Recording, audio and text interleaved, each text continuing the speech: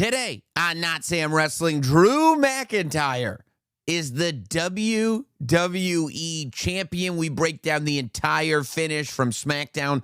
What will be the championship match at the Royal Rumble? Who will win the Royal Rumble? What's to make of CM Punk beating Bron Breakker on Monday Night Raw, and so much more? This is Notsam Wrestling. Welcome to Notsam Wrestling, and I've got to say, as busy as 2026 has already been, it's only going to get busier, and we're only going to get busier. So much Notsam Wrestling content has dropped since we last met here on Monday. The Chelsea Green interview that dropped, a fascinating look into her whole psychology around the wrestling business when she decided to stop being a wrestler and start being an entertainer, finding out that she was on Unreal the same time we all found out that she was on Unreal, and so much more. Matt Cardona interview from the Broski Breakdown on SiriusXM, where I talked to him all about his return to the WWE and that moment on SmackDown last week, or 2 weeks ago, I guess at this point. CM Punk in studio, one-on-one, right after the morning after his match with Bron Breakker, everything there, as well as the new movie that he's in, and just all the discussion that we've been having. All of it available on the Notsam Wrestling podcast feed, as well as, of course, the Notsam Wrestling YouTube channel, which you need to subscribe to if you're not already subscribed to. Of course, the video podcast is now also not only available on YouTube, but you can get the video podcast on Spotify as well. So a lot going on, a lot of activity going on with the all three major men's championships in the WWE right now. As a matter of fact, let me just make a note about this that I want to discuss later on in the show, because we have to start where we last left you. Not only did we have all that content this week on Notsam Wrestling, but a good old-fashioned Blaze the Siren emergency podcast. And why did we have an emergency podcast? Because we had feelings after Drew McIntyre beat Cody Rhodes for the WWE Championship. It was something that we had discussed here on the show. It was something that I think all wrestling fans were discussing.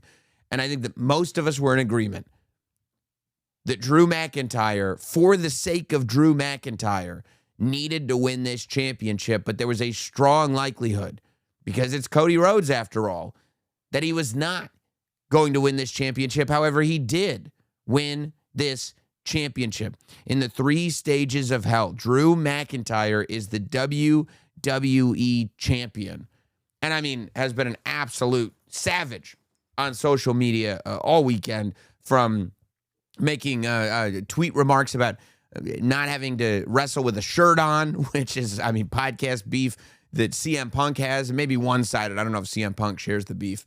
Tweeting comments about Cody Rhodes' title reign that were less than flattering. I mean, this guy he's a madman. He's a lunatic, but he's the WWE champion. And I really, really enjoyed the full finish, like all of the finishes of the 3 stages of hell match.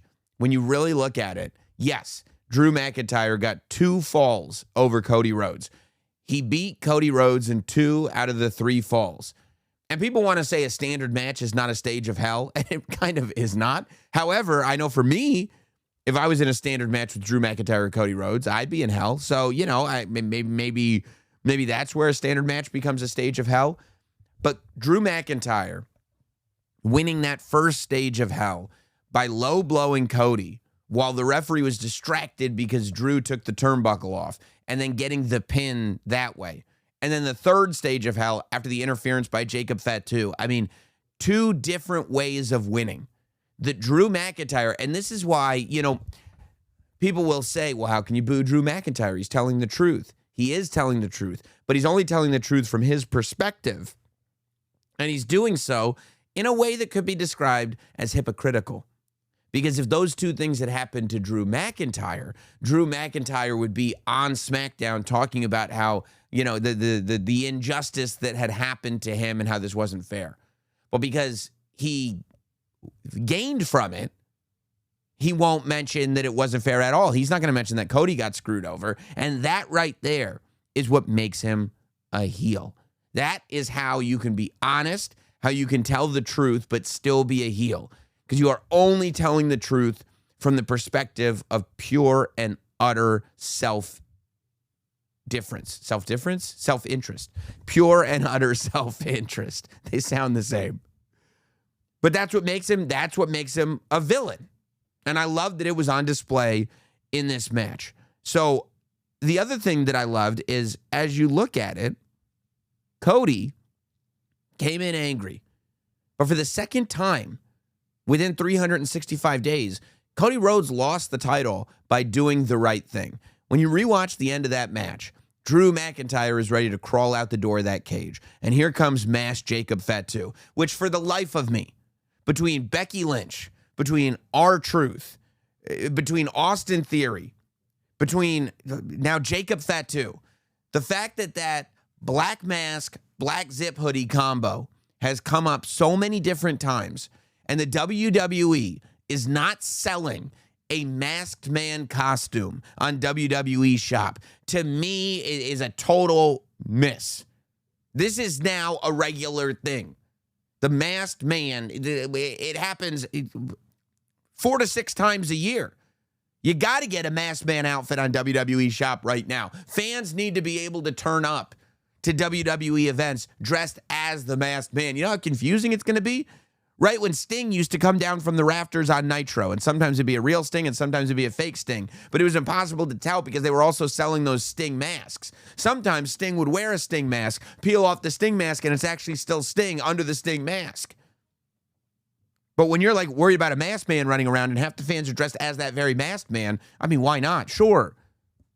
You go to the Army Navy store, I guess, and buy the masked man uniform, but wouldn't you want the official WWE masked man uniform? I know I would. I mean, I probably will if it goes up for sale. I think Mattel should make a masked man figure as well. And you could like swap out the heads with whoever you want the masked man to be this week. So Jacob Fatu is the masked man on SmackDown.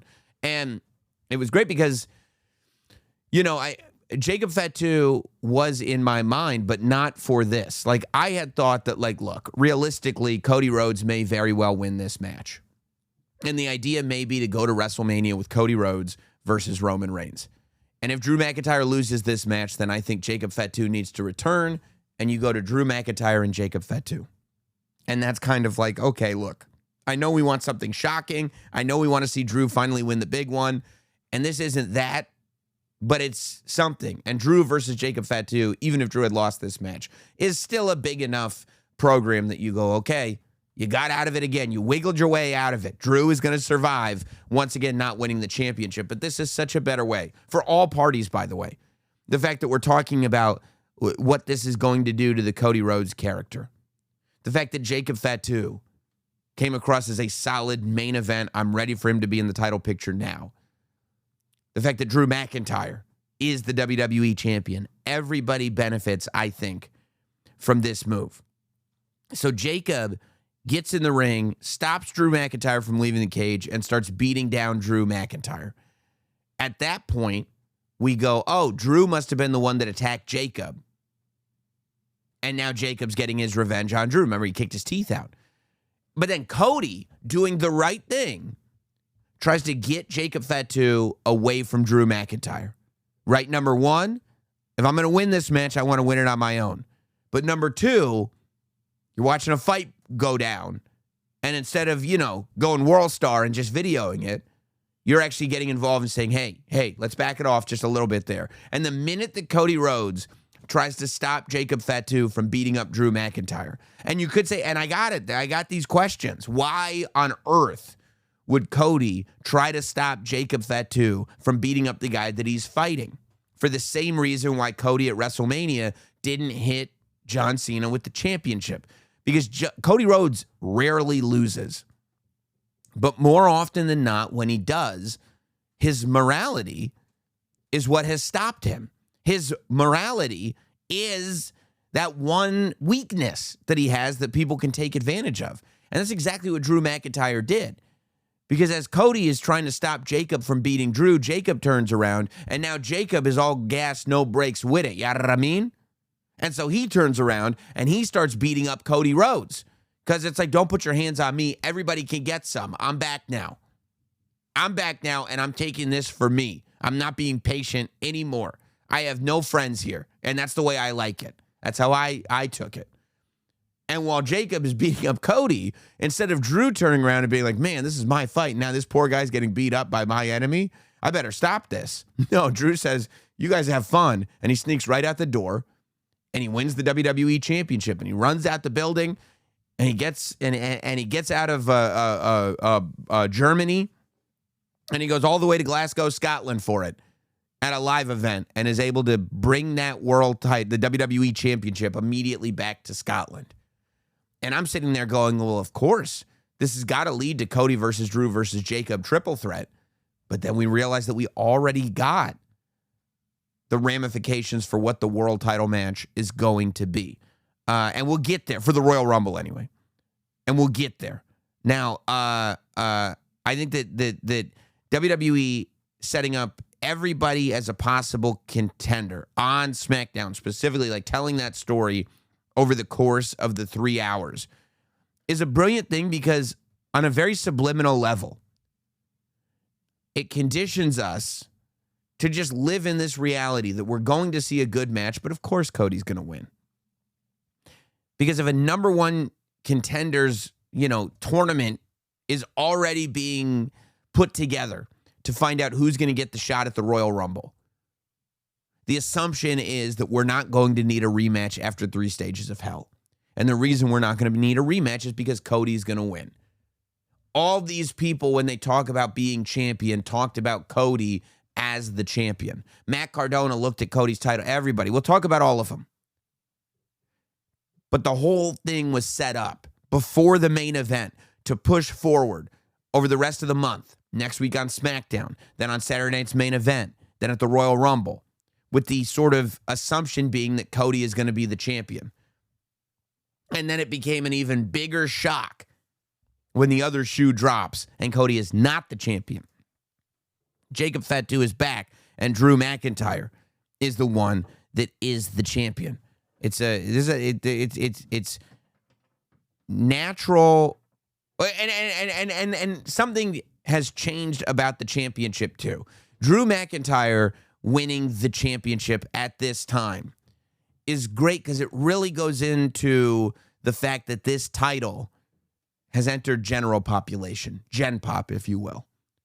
Right? Because if you go to Cody is in a totally different space. If you go back to WrestleMania 40, everybody rallied behind Cody Rhodes. Why is that? Because they wanted to get the title off of Roman Reigns. Roman Reigns had held that title, and it was a reign of terror. He had become too powerful. He stopped giving opportunity to the people beneath him. This is all storyline, of course. But the fact that nobody could beat him because there would always be interference, he had created this system where nobody under him could ever succeed again. And the entire roster saw Cody as the one guy that could do it. And so everybody got around Cody finishing his story. And when you got to WrestleMania 40, it was Seth Rollins, it was John Cena, it was The Undertaker. And then coming out after the match, it was Randy Orton, it was Sami Zayn, it was everybody that was there, CM Punk, all celebrating the fact that not only had Cody finished the story, but that he had gotten the title away from Roman Reigns. And then Cody, he took on that pedestal with honor and proclaimed himself QB1, proclaimed himself the captain, proclaimed himself the guy as he had always wanted to be, and he was never shy about the fact that that's what he wanted. Except the reverence for Cody Rhodes, the respect always maintained, but the reverence started to dissipate over time. And we got to the point now where whether you're Matt Cardona, whether you're Randy Orton, whether you're Damian Priest, whether you're Drew McIntyre, whether you're Jacob Fatu, whether you're anyone, you're no longer looking at Cody as this guy of, we need him to be our champion. No, we needed Cody to be our champion when Roman Reigns had the title. But now, I'd like that title. That title's for everybody. We don't all need to prop up Cody anymore. Yes, Cody's the captain, but I want to be the captain. That's why I'm here. I'm one of those pirates and Captain Phillips. I'm the captain now. That's what I want. You know, we're living now in this space where that WWE Championship, that title itself, has only been held by Roman Reigns, Cody Rhodes, and John Cena. Well, that's a very small group. We need to open that up, and Drew McIntyre is the first person that opens that group up. But the fact that you have 8 people, baby faces and heels, all vying for that championship changes the full dynamic of the title and how Cody Rhodes is perceived as champion. Which leaves you at this place where Cody needs to refigure out who he is. Cody was carrying himself as the guy who beat Roman Reigns the whole time, as the guy who finished the story, as the guy who's ready to take his seat. But all of a sudden, everybody that was offering him that seat are now trying to pull it away, whether they're his friends or his enemies. They're all trying to pull it away. And it was inevitable. This is what happens with champions. This is what happens with kings. But now, a character shift has to happen with Cody. And I think we've been seeing that character shift through this story with Drew McIntyre, and Drew McIntyre bringing out that aggression, bringing out that emotion, bringing out the worst in Cody Rhodes. Now, I do not think that this is going to make him a heel. When you look at Drew McIntyre, Jacob Fatu, and Cody Rhodes, Cody is not a heel here. Cody, I don't think he's turning heel. I don't think he should turn heel. I think Cody Rhodes is Cody Rhodes is Cody Rhodes. He's one of the most unique performers of all time. And let's be honest, when John Cena became the man, he didn't get cheered by everybody. You know, I mean, at his peak, he probably got less cheers than ever, but he still maintained. And I think that's what Cody has to do, and I think that's what Cody will do. I think Cody realized he had to change things up when John Cena was trying to ruin wrestling, and I think now Cody realizes that the era that was presented by Cody himself as the Renaissance era has already shifted. You can't name these eras while you're in them, because you don't know what an era is. It's like naming generations, right? I was having this conversation on the radio recently that up until millennials, generations were named after the generation had already taken place. So the greatest generation was based on what had happened to them. Baby boomers were based on what had happened to them. Even Gen X was named that because they were kind of like the lost generation. Millennials were named that because they were there when the millennium came and have this memory of it and were that generation that came into the new millennium.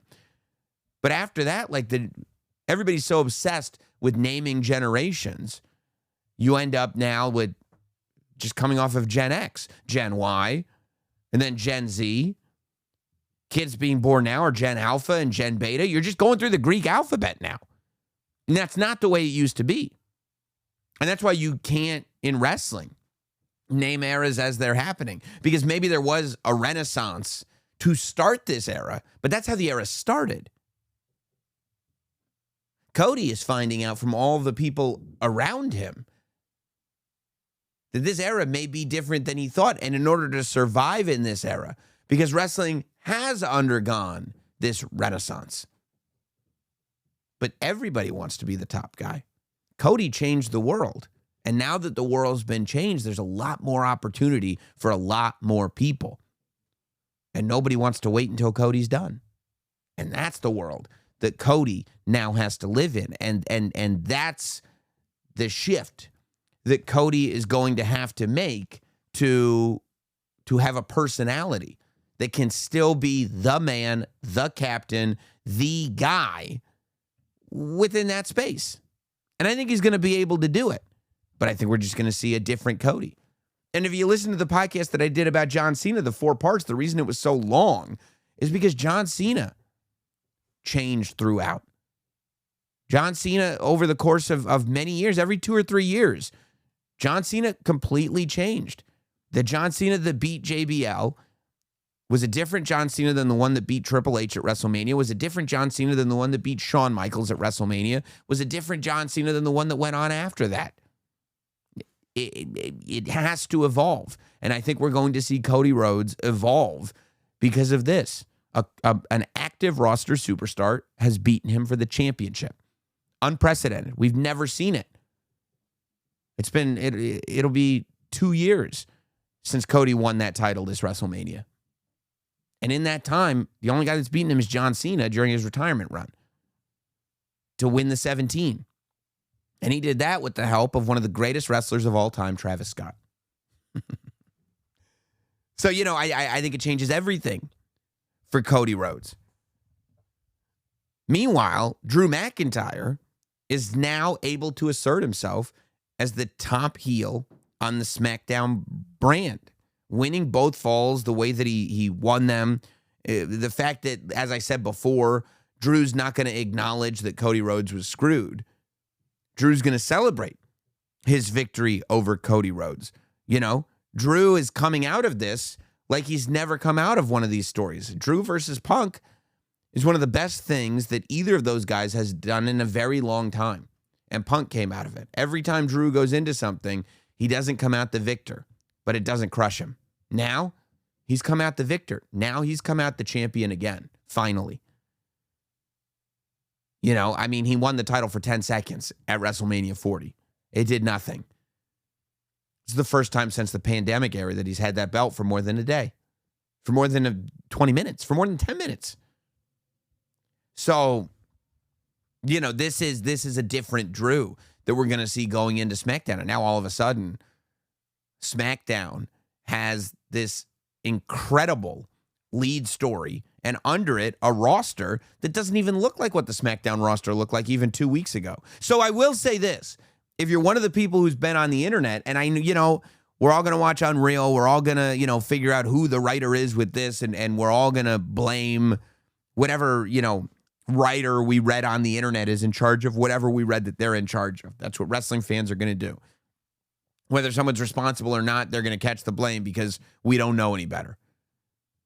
But if you, on the internet, or with your friend, or in private, or just in your own brain, have criticized Road Dogg, as some have, on a creative level when you're not satisfied with SmackDown, then I hope you're tweeting with the same volume as with the same length.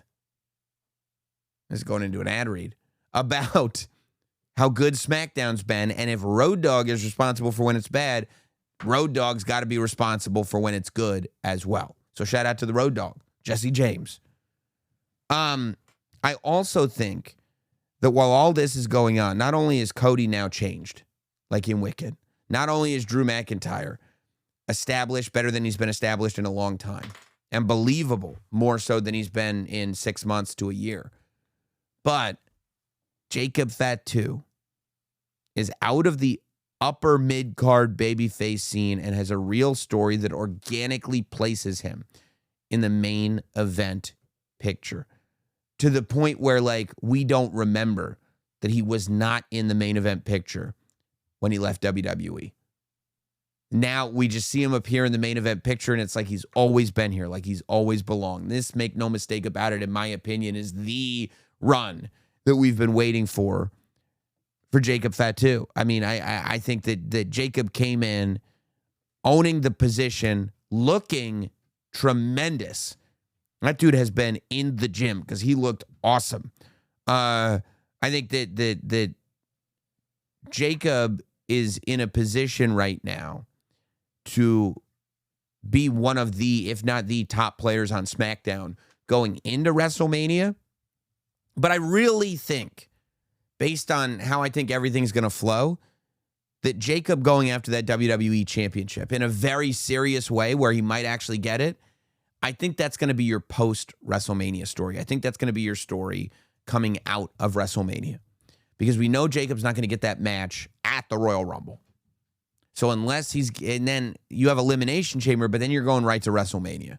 And I don't think Jacob's getting one match for the title. I think Jacob's getting a story about getting the WWE Championship. So I think that odds are that the real Jacob chases the WWE title. He is the top guy in that division story happens later. And what I love too is that because of the way it went down, because Jacob just went in there like a Samoan werewolf and beat down Drew McIntyre and beat down Cody Rhodes, that we don't know if he's a babyface or a heel. That Jacob Fatu becomes a threat to whomever the champion is. So if I say Drew McIntyre is going to keep the title for the next 6 months, Jacob Fatu becomes an opponent for Drew McIntyre. If I say Drew's going to drop it to Cody before WrestleMania, Jacob Fatu is an opponent for Cody. And I love that. I do think that Cody Rhodes will have the title back before WrestleMania. I truly believe that Cody Rhodes will be the defending WWE champion by the time we get to April 18th and 19th. I think that. I don't know, but I think that. Guys, we're going to get right back to it. But today, Notsam Wrestling is brought to you by Progressive Insurance. Do you ever think about switching insurance companies just to see if you could save some cash? Well, Progressive, they make it easy. All you have to do is drop in some details about yourself with Progressive to see if you're eligible to save money when you bundle your home and auto policies. The process, it takes minutes, and it could mean hundreds of dollars more in your pocket. It's a fabulous value with the time proposition. Visit Progressive.com after this episode to see if you could save.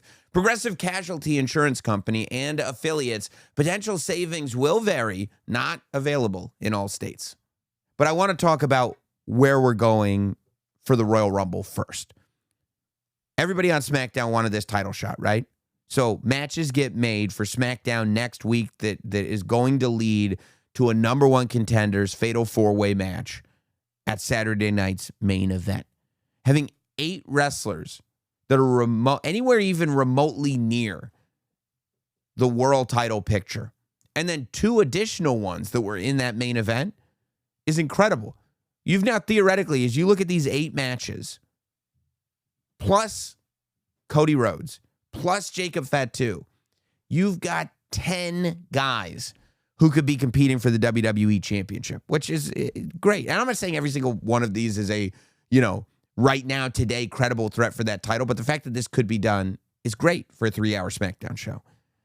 And having Drew McIntyre as champion changes everything, because if Cody were the champion, there's no way he's losing it before WrestleMania, right?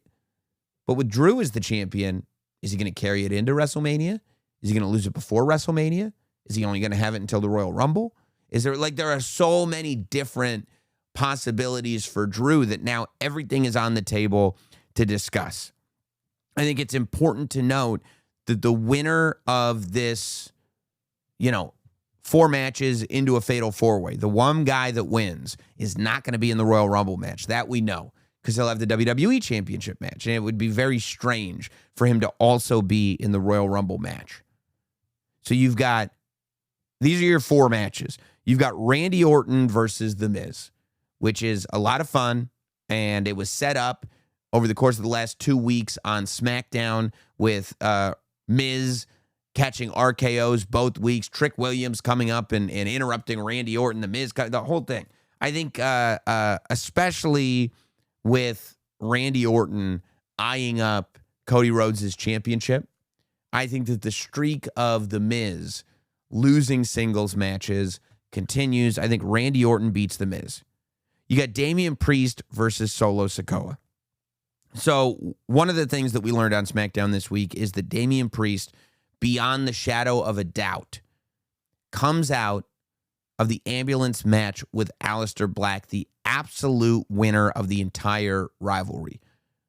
He won this battle, they won that battle, the war is over, and Damian Priest has won, and the perception is that it's elevated the standings of Damian Priest. So Damian Priest has this match with Solo Sikoa. I would honestly love to see Solo Sikoa win this match. I think Solo is drastically underrated. But I think that with Damian Priest saying, I'm done with the thing behind me, I am done with that rivalry, what's in front of me is the WWE Championship. That is what I want. And with Solo stealing the Wyatt lantern from Uncle Howdy. I think we could get some Wyatt chicanery. I think Damian Priest is going to be in a position to look very, very strong. I just think based on where all the characters are at, Damian Priest wins this match. Then you have Trick Williams versus Matt Cardona. I love that Matt Cardona has entered into this conversation already. After 1 week, one match with Kit Williams, Matt Cardona is in the conversation of wanting that WWE Championship, of pushing forward the relationship that Cody Rhodes and Matt Cardona have. And saying, owning Matt Cardona's career, what he's done for the last 5 years. Everything counts. Being in a position where Matt Cardona is going like, yes, I've done this, I've done that, I could have been bitter, I was not, but I'm not just back to be back, I'm back for that, Jack. And it's the WWE Championship. And I think that Matt Cardona is saying it right to Cody's face, stepping up, creating some history by bringing to television the fact that they're friends, puts Matt in this great space. But he's facing Trick Williams in the qualifier. His matches with Trick Williams, and I think had Trick Williams been paired up with somebody else, listen, Trick Williams has been in there with Sami Zayn. He's been in there with Randy Orton. He beat Rey Fenix, pulled the tights, but he beat him regardless. Trick Williams is being showcased as somebody to watch this year. He's also a call-up, which means by definition, we're calling them up because they have the potential to be the future. It's not a returning superstar, it's a call-up. And we're introducing you to Trick Williams and how much of an upside this wrestler has. I think that Trick Williams is absolutely winning this match. So you got Trick, you got Randy, and you got Priest. Now the last match is Ilya Dragunov versus Sami Zayn. I think this match is going to be a great, great, great, great match. I think this is going to be the best of the 4 matches. And listen, what I would like to see Sami Zayn lose this match. I would like to see things get worse for Sami Zayn before they get better. And I don't mean another Rudy story. I mean Sami Zayn turning heel. And I would like Sami Zayn to like really feel the desperation of the fact that as much as he wants to, start another year by saying, I'm going to win the World Heavyweight title this year, he did it last year. He didn't win. So the fact that this year he's saying it again, it should put a lot of pressure on him that he might not win. And that pressure is enough to drive a man crazy. And I think the only way that pressure is going to kick in is through losses. Now, maybe it means losing later. Maybe it means losing the Fatal 4-Way. Maybe it means losing even later. Maybe it means, losing when he's got the WWE Championship match. Because here's the thing. The Royal Rumble is in Saudi Arabia this year. And that would be a huge opportunity to put Sami Zayn on that stage. To have Sami Zayn get a WWE title match. The last time we had Sami Zayn get a WWE title match on pay-per-view, it was in his hometown of Montreal. If there's one place that will root for Sami, even somewhat comparable to the way Montreal rooted for Sami, I would think based on the performances that we've seen him have in Saudi Arabia previously, I think Riyadh would do it for him. And I think that, there's a lot of people looking at Sami Zayn thinking that he might even win the Royal Rumble match because the Royal Rumble match is in Riyadh. I don't think so at all. I don't think there's any chance of that happening. But I think that there is more of a chance that Sami Zayn may win this Fatal 4-Way, and it may be Drew McIntyre versus Sami Zayn. And in that instance, Sami Zayn would have to beat Ilya. In my choice, I would like Ilya to beat Sami Zayn. I would like Ilya to be made to look like losing the United States Championship is not the end of Ilya. That even though he lost that title, If you were impressed by what he did in the open challenge, you ain't seen nothing yet. That's what I would personally like the narrative to be around Ilya Dragunov. And in order to do that, I think it means beating Sami Zayn. I think it means going into the Fatal 4-Way. If the Royal Rumble were anywhere else, I'd say definitely Ilya beats Sami. The fact that it isn't has me going, there's a good chance that Sami Zayn is going to win this match. But let's say he doesn't. You know, I think that for me, I think you do Orton, Priest, Trick, and Ilya. It's interesting, and I would have Ilya winning this match. I think if Sami Zayn beats Ilya, Sami Zayn's got to win this match. For me, either Sami Zayn or Ilya wins the whole Fatal 4-Way. You know, I personally think that Ilya versus Drew McIntyre has the potential of being a forever match.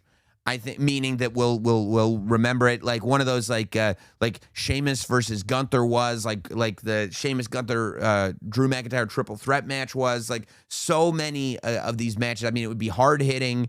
It would be amazing. It would be an amazing match. I think Ilya could lose without looking bad because it's a WWE Championship match on a PLE.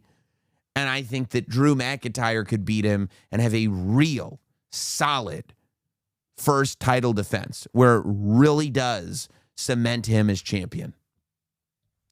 That said, I think Drew could also have a great match with Sami Zayn at the Royal Rumble. And I think that there would be people, especially with the Rumble being in Riyadh, that would go, oh, maybe they're going to put the title on Sami Zayn. I don't think that they would, but I think that there may be people who think that they would. And then Drew beats Sami. I mean, it's both are possible. My preference is Ilya Dragunov. Either way, I see Drew McIntyre leaving the Royal Rumble PLE with the championship. Like I said, I think Cody has the title back by WrestleMania. Whether it's because we do a Drew McIntyre, Jacob Fatu, Cody Rhodes triple threat at Elimination Chamber, however you want to do it. There's a million ways to do it, and as time gets closer, we can discuss all 1 million ways. We can discuss every single one of the million ways that you could do it. But in the meantime, I just think that that's where we're headed. And I think that Roman Reigns is the match for Cody Rhodes. If I could pick one match for Cody Rhodes, if I could pick a Mania main event, if I could say, what do I want my WWE title match to be? It's Roman Reigns versus Cody Rhodes. Now, you will hear this narrative that Cody versus Roman doesn't need the title. We had this discussion, I feel like, last year. I don't know if it was about Cody and Roman. We've had this discussion before. But for me, the doesn't need argument might be my least favorite argument in all of professional wrestling. That's not how you tell stories. When you say something doesn't need, the only time a story doesn't need something is if it is a hat on a hat. Meaning it is just something you're adding to it, but it doesn't actually add to it. The value does not improve based on this addition. And there is no way you can tell me that the value of Cody Rhodes and Roman Reigns does not improve with the addition of the WWE Championship. Nothing is a need. Everything's an ad. And this is absolutely an ad. Did Hulk Hogan versus Andre the Giant at WrestleMania 3 need the WWE Championship? No. You don't think of that in terms of like who's going to be the champ. You think of it in this is just the biggest match. However, if you look at the story of what was going on in that story, it was all about the WWE Championship. It was about the fact that as good as Andre had been, and he had been undefeated, and he had been best friends with Hulk Hogan, and all this had happened, that Hulk Hogan had never offered Andre an opportunity at the WWE Championship.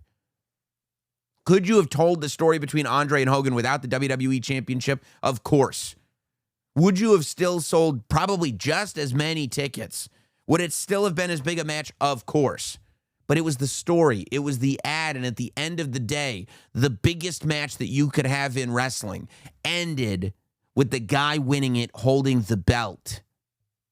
That's it. That's everything. Did it need? No, nothing needs anything. Need. I mean, Did Hogan and Warrior need both titles? Did Hogan and Warrior need the Intercontinental and the WWE Championship? No, they didn't need it. No. But number one, it declared dominance. And number two, it created a something's got to give scenario.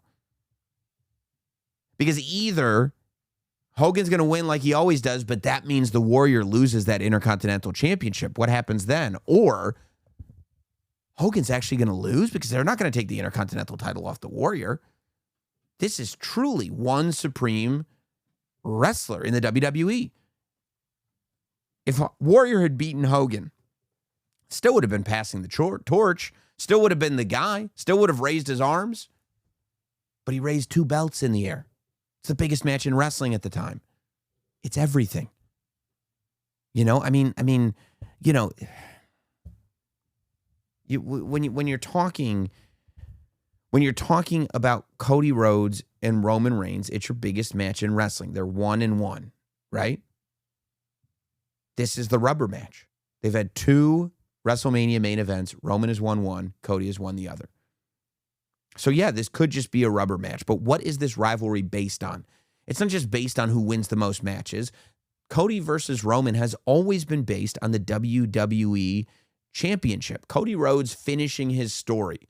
His story was not to beat Roman Reigns. Cody Rhodes finishing his story was about winning the WWE Championship. Roman losing everything after he lost to Cody was not about losing to Cody. It was about losing the WWE Championship to Cody Rhodes. Cody being QB1, being the captain of the WWE, is all about the championship. Roman Reigns being the tribal chief is all about the championship. The whole bloodline story was about the WWE Championship. Could Roman and Cody have a WrestleMania match without a title? Of course. But it would actually lessen the match. And it would also lessen the title being defended in whatever match it was defended in. Hulk Hogan and The Rock was the biggest match you could have in wrestling at WrestleMania 18. And they didn't have the title. The title match was Triple H versus Chris Jericho. But I think everybody involved has, in hindsight, said, no, Hogan and Rock should have been the main event. And honestly, The Rock, it should have been the main event. And what would have made it the main event is if The Rock beat Hulk Hogan and held up the WWE Championship at the end of that thing. It would have been an ad. Roman Reigns was not the tribal chief anymore. He had to fight to become the tribal chief again when he lost the WWE Championship. The bloodline has never been a unit again since Roman Reigns lost the WWE Championship. Roman Reigns looked at that title that was on Cody's shoulder on a football field and said, you're in my way in life. The title is everything, dude. Everything. And it should be. Because guess what? If Drew McIntyre is defending the WWE Championship at WrestleMania and you're still doing Roman Reigns versus Cody Rhodes, Drew McIntyre is not the biggest thing on SmackDown. When Ultimate Warrior was WWE Champion, but Hulk Hogan was still main eventing against Earthquake, Ultimate Warrior was not the biggest thing in the WWE. When CM Punk was defending the WWE Championship, but John Cena was still main eventing the shows, CM Punk was not the biggest thing. So it's like, what is it that you want to do? I think that you've got to have the title back on Cody Rhodes because he's got to defend it against Roman Reigns. Unless you're going to put the title on Roman Reigns, and Cody Rhodes is going to challenge for the title. And besides all that, I think Bron Breakker is the one that's winning the Royal Rumble. We're going to get back to it in just a minute, but this time of year, I'm trying to stay consistent with eating well. I'm building that summer body, but also just getting the year off right. Of course, but between work and workouts and commuting, cooking, it's not happening. That's where Tempo comes in. They give me fresh, balanced meals ready to eat in 2 minutes, the way I want them, without losing any time. Tempo delivers these fresh, chef-crafted, dietitian-approved meals right to my door. I have 19 jobs. I have all the best intentions in the world. I can't get it done. Tempo makes it possible, especially with 20 new recipes made every week from the best ingredients going to the best chefs. It's everything that you want. And for a limited time, Tempo is offering my listeners 60% off your first box. Go to tempomeals.com/notsam. That's tempomeals.com/notsam for 60% off your first box. Tempomeals.com/notsam. Rules and restrictions, they may apply. I mean, let's talk about CM Punk versus Bron Breakker, okay? I did the same way I want. Well, maybe not the exact same way. I wanted Bron Breakker to win the WWE World Heavyweight Championship, on Monday Night Raw. I wanted him to beat CM Punk. I wanted Drew McIntyre to win more. But and matter of fact, I was on Busted Open on Friday, and Bully asked me, he said, if one were to win, say, pretend this is last week, would you rather Bron Breakker win? Would you rather Drew win? I said Drew. But I wanted shock and awe, I wanted it. But the minute that Bron Breakker did not win the championship, and it was a great match, the minute he didn't win the championship, I started thinking about how you can make this bigger for Bron Breakker. Okay? He spent 80% or more of that match with CM Punk on offense. He beat down CM Punk. His dive off the ropes to the commentary table on the outside, that clothesline, he knocked CM Punk out of his boot. He was awesome in that match, but he lost. So how do you get Bron Breakker back?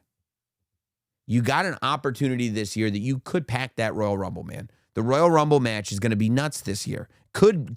These are names you could have in the Rumble. You could have Cody Rhodes. You could have Jacob Fatu. You could have Roman Reigns. You could have Brock Lesnar. You could have Gunther.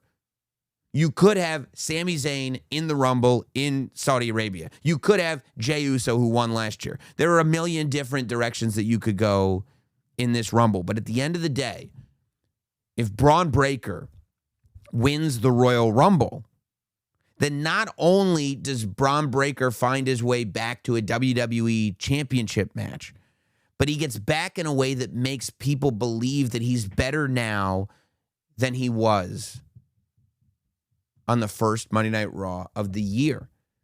The reason he lost on Raw was because CM Punk had him scouted.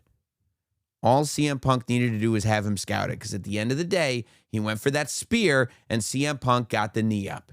CM Punk's knee is lethal. It has put many to sleep via the go to sleep. CM Punk saw the spear coming and got the knee up. Earlier in the match, CM Punk saw the spear coming. He did that flying clothesline that he does over the guardrail. CM Punk, the story was that, Bron Breakker is faster. Bron Breakker is stronger. Bron Breakker may be more lethal, but CM Punk is smarter. He's been around the block. He's a veteran, and he had Breakker scouted. And that's how he was able to win the match. Bron Breakker winning the Royal Rumble not only gets him back in the ring with CM Punk, but it gets him back in the ring with CM Punk somehow on a bigger stage. This was a heavily promoted. They promoted this Monday Night Raw for a month. Stranger Things was involved. Corporate, partnerships. First Monday Night Raw of the year. 1 year anniversary of Raw on Netflix. Main event couldn't be bigger. Except it could be bigger. It could be WrestleMania. And now if Bron Breakker wins that Rumble, not only is he better because he's won the Rumble, but he's better because he's going to a bigger stage. The future of WrestleMania ends up in the main event of WrestleMania. But in my heart of hearts, this is my wishes. Just a wish. My wish is not for CM Punk versus Bron Breakker to be the match. I don't know if this is possible, but this is something that I discussed on SiriusXM this week. What if we get that Seth return? God, do I want that Seth Rollins return. I want Seth Rollins to come back. In a perfect world, Seth Rollins is recovered from his shoulder in enough time.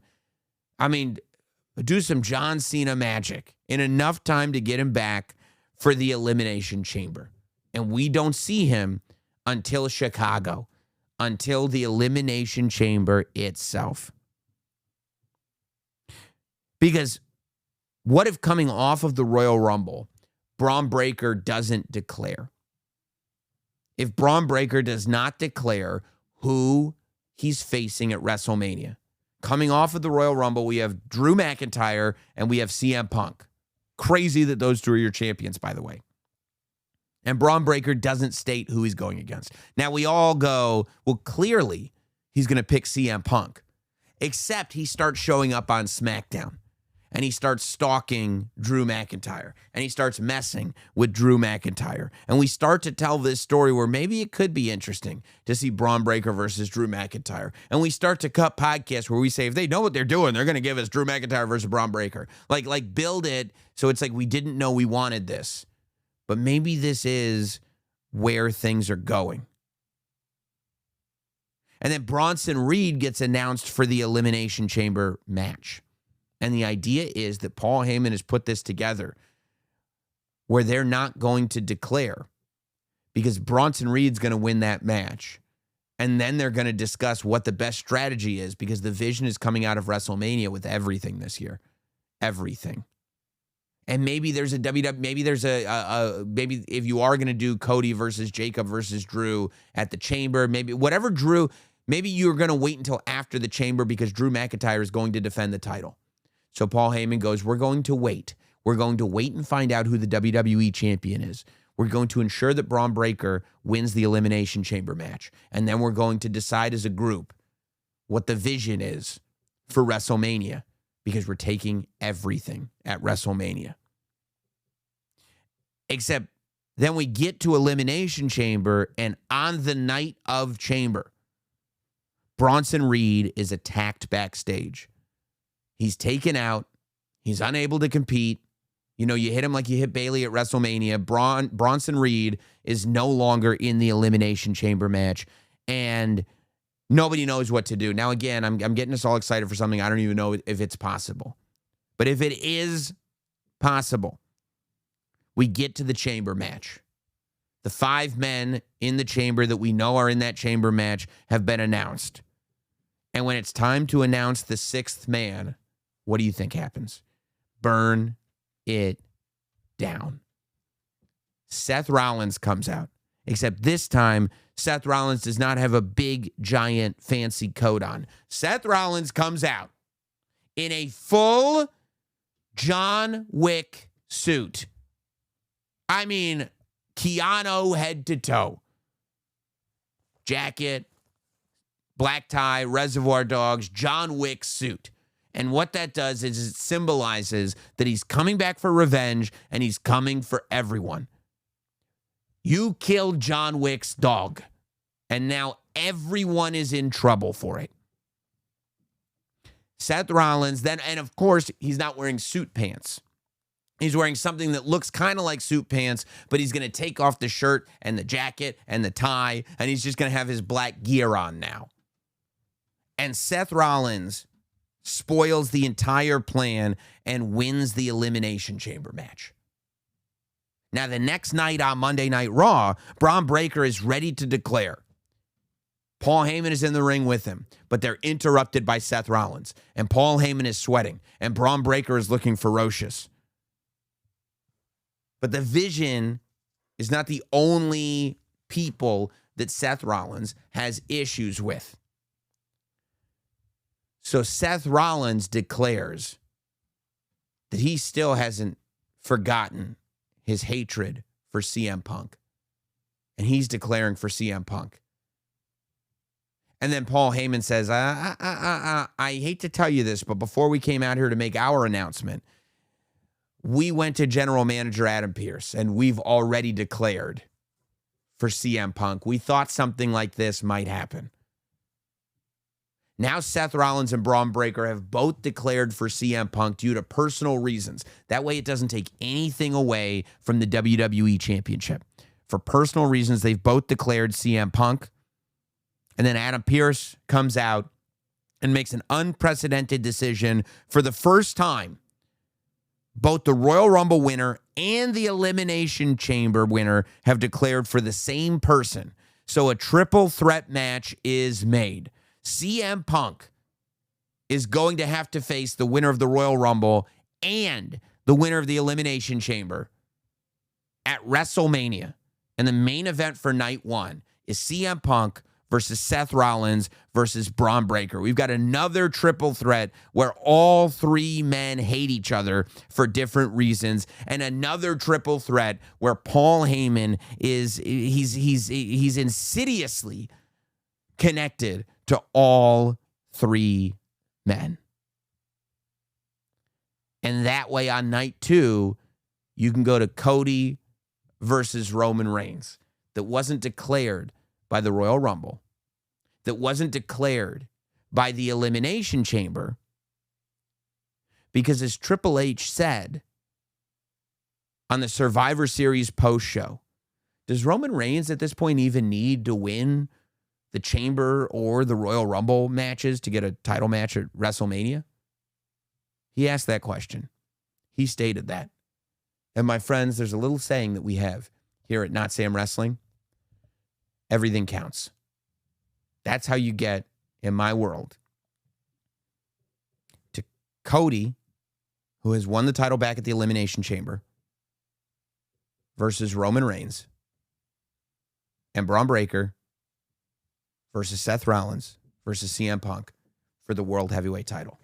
As we sit here today, and they will no doubt change at least 12 times, those are my ideal, in a perfect world, WrestleMania main events. I would love to hear what you have to say. Leave it in the comments. Leave it in the podcast reviews. You can also email us. My email address is notsamwrestling@gmail.com. That's notsamwrestling@gmail.com. And I would like to hear what you guys have to say this week. Again, it's notsamwrestling@gmail.com. Let's go to Dirk, who writes in, I only have a few friends that follow/love wrestling like I do, but that gives me some fun opportunities to use some fun lines/catchphrases without people understanding, especially since I'm a 5th grade teacher. In my classroom, my favorites have been, shh, thank you, acknowledge me, and you just made the list. Do you have any go-to wrestling catchphrases that you use that I should add? Well, I think every 5th grade classroom would need this. 5, 2! That's for sure. I usually walk around going, Kit Wilson. I do that a lot, just in my day-to-day life. Catchphrases, listen. In the Attitude Era, running around telling people that it didn't matter what their name was or what they thought or what they had for lunch or if they knew the answer to number 2. Hey, do you know the answer to number 2? Yeah, it doesn't matter if you know the answer to number 2. Sam, please quiet down. Sorry. But currently, listen, I throw around my own catchphrases all the time. Watch the product, I say a lot. Everything counts, I say a lot. Speculate wildly, I like to say a lot. I kind of stick to my own, I guess. But I love what you're doing. I think you're doing right for tomorrow's generation. I'd be very, very excited if you were teaching my children. Carson writes in, or is that Kaysen? Maybe Kaysen? Hey, Sam. Longtime fan of the podcast. I have some questions that I'd like to get your thoughts on about Drew versus Cody. Well, I would love to answer questions about Drew versus Cody. Do you think it should have been a clean finish or at least no outside interference? Why do another masked man interference? No, I mean, literally, it's so much better that it wasn't.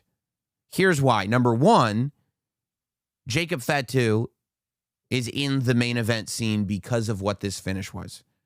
Number two, Drew McIntyre won it like a heel. Drew McIntyre is a heel. Winning it this way proves that Drew McIntyre is actually a heel. If Drew McIntyre just won it clean, where do you go from there? Where do you go with Cody from there? And also, you just turn Drew babyface? Because he was right? Because everything he was saying was true? That when it's fair, he just wins? No, I think a clean finish would have been insane in that match. I thought it was perfect the way it was. And question number 2. Before Friday's match, there was video circulating on social media, showing Drew and Cody matches at different house shows, including them having a cage match. I understand wrestlers have done this before with people they're working with to build chemistry and work on spots. However, with the storyline of Cody not able to touch Drew until the championship match, do you think WWE should stick to specific storylines like one, even at a house show? Does it even matter that fans saw Cody and disregard their TV storyline at house show? Well, they don't. If you're at the house show, it's not disregarded. Because, well, number one, you would, anybody, even if you're just watching on social media, you could assume, it'd be very easy for me to logically say, Cody and Drew are not allowed to touch each other until their match. However, they are having a match at this live event. But if you go to the live event, and this is true, I went to the show in Bridgeport, Connecticut last weekend where Cody and Drew wrestled in a cage match. And in a promo that aired before intermission, Drew McIntyre said, my match is in Berlin, not in Bridgeport. I am not wrestling this match tonight. And then he got to the cage and he said, I talked to Nick Aldis and he told me I was having a match that's 3 stages of hell on Friday in Berlin, not here tonight. I'm not doing this tonight. My match is in Berlin. And he left, and then Cody went and got him. So they completely acknowledged what was going on TV. But no, I mean, I there's literally nobody that's like, I mean, you're getting to see Cody versus Drew in a cage match.